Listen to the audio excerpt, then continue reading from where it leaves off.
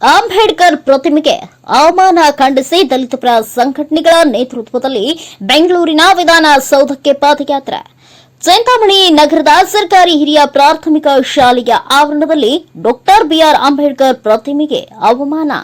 ಕಳೆದ ಕೆಲವಾರು ತಿಂಗಳಿಂದ ಇಲ್ಲಿ ಇಟ್ಟಿರುವ ಅಂಬೇಡ್ಕರ್ ಅವರ ಪ್ರತಿಮೆಗೆ ಹಳೆ ಬಟ್ಟೆ ಸುತ್ತಿ ಅವಮಾನ ಮಾಡುತ್ತಿದ್ದಾರೆ ಎಂದು ಆರೋಪಿಸಿರುವ ದಲಿತ ಪರ ಸಂಘಟನೆಗಳ ನೇತೃತ್ವದಲ್ಲಿ ಈಗಾಗಲೇ ಹಲವಾರು ಹೋರಾಟಗಳನ್ನು ಹಮ್ಮಿಕೊಳ್ಳುತ್ತಾ ಬರುತ್ತಿದ್ರು.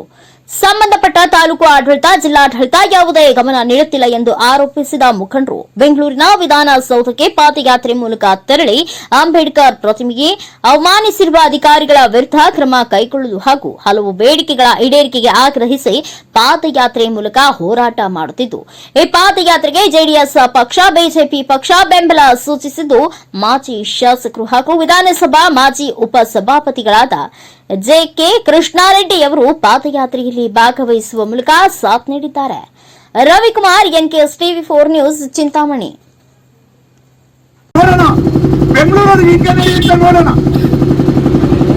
ಸೊ ಇವರ ದಬ್ಬಾಳಿಕೆ, ದರ್ಪ, ಅಹಂಕಾರ ಎಷ್ಟಿದೆ ನೋಡಿ. 2028ಕ್ಕೆ ಇವ್ರನ್ನ ಬಟ್ಟೆ ಬಿಚ್ಚಿ ಮನೆ ಒಳಗೆ ಕಳಿಸ್ಬೇಕು. ಇವ್ರನ್ನ ಸಂಘಟನೆಗಳು ಬಾಬಾ ಸಾಹೇಬ್ ಅಂಬೇಡ್ಕರ್ಗೆ ಏನಾದ್ರೂ ಹೆಚ್ಚು ಕಡಿಮೆ ಮಾಡ್ಬಿಟ್ರೆ ಬೀದಿ ನಿಂತ್ಕೋತೀವಿ. ಈಗ ನಿಂತಿಲ್ಲ. ನಾವು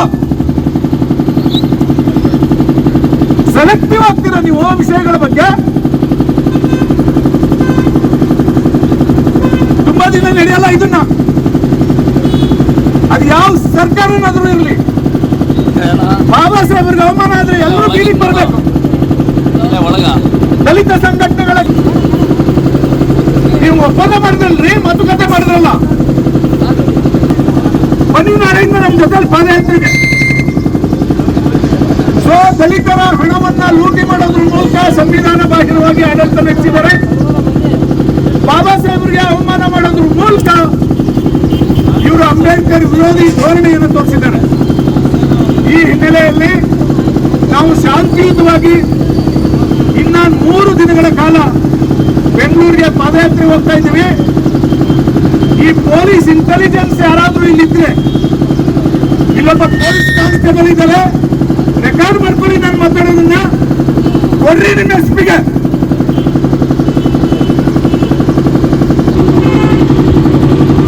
ಈಗಲೂ ನಿಲ್ಲಿಸ್ಲಿಕ್ಕೆ ನೋಡ್ತಾ ಇದ್ದೀರಿ ಅದನ್ನ. ಆ ಕಾಲ ಮುಗಿದಿದೆ.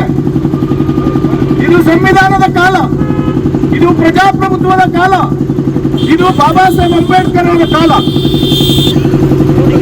ಈ ಕಾಲದಲ್ಲಿ ನಿಮ್ಮ ದಬ್ಬಾಳಿಕೆ, ದರ್ಪ, ದೌರ್ಜನ್ಯ ನಡೆಯಲ್ಲ. ನಿಮಗೆ ಪ್ರಜಾಸತ್ತಾತ್ಮಕ ಮಾರ್ಗದಲ್ಲೇ ಬುದ್ಧಿ ಕಲಿಸ್ಲಿಕ್ಕೆ ವಿಧಾನಸೌಧಕ್ಕೆ ಹೋಗ್ತಾ ಇದ್ದೀವಿ. ನಾವು ಇಂಥ ಶಾಂತಿಯುತವಾದ ಪ್ರತಿಭಟನೆ ಮಾಡ್ತಾ ಇದ್ದೀವಿ. ನಾವು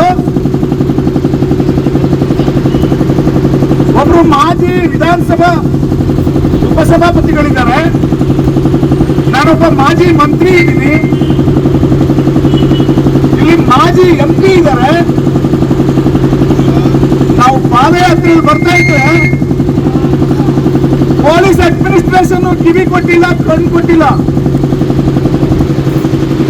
ಏನ್ ಅನ್ಕೊಂಡಿದ್ದೀರಿ ನೀವು ಪೊಲೀಸ್ ಅವರು?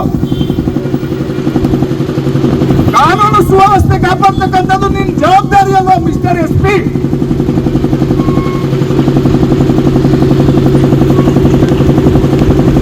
ಏನ್ ಪಳ್ಳೆಗಾರ ನೀವೆಲ್ಲ? ಏನಾದ್ರೂ ಅನಾಹುತ ಆದ್ರೆ ಇಲ್ಲಿಂದ ಬೆಂಗಳೂರಿಗೆ ನಮ್ಮ ಹುಡುಗರು ಹೋಗ್ತಾ ಇದ್ದಾರೆ. ಏನಾದ್ರೂ ಅನಾಹುತ ಆದ್ರೆ DC will be held responsible, SP will be held responsible. ದಲಿತರ ತಾನೇ ನಡ್ಕೊಂಡು ಹೋಗ್ಲಿ ಅಂತ ಬಿಟ್ಬಿಟ್ಟಿದ್ದೀರಿ ಅನ್ರಿ ನೀವು ಇಡಿಯಟ್ಸ್. ಸುಮಾರು 15 ಕಿಲೋಮೀಟರ್ ನಡ್ಕೊಂಡ್ ಬಂದಿದ್ದೀವಿ. ಕೋಣ ಅಂತ ಒಬ್ಬ ಪೊಲೀಸು ಊರು ಬಂದಾಗ ಬರ್ತಾನೆ. ಏನ್ ಅನ್ಕೊಂಡಿದ್ದಾರೆ ಅವರು? ಒಂದು ಹೈವೇನಲ್ಲಿ ಇಷ್ಟೊಂದು ಜನ ನಡ್ಕೊಂಡು ಹೋಗುವಾಗ ಪೊಲೀಸ್ ರಕ್ಷಣೆ ಕೊಡಬೇಕಾಗಿರೋದು ಕಾನೂನು ಸುವ್ಯವಸ್ಥೆಯನ್ನ ಕಾಪಾಡ್ತಕ್ಕಂಥ ಪೊಲೀಸ್ ಇಲಾಖೆಯ ಜವಾಬ್ದಾರಿ.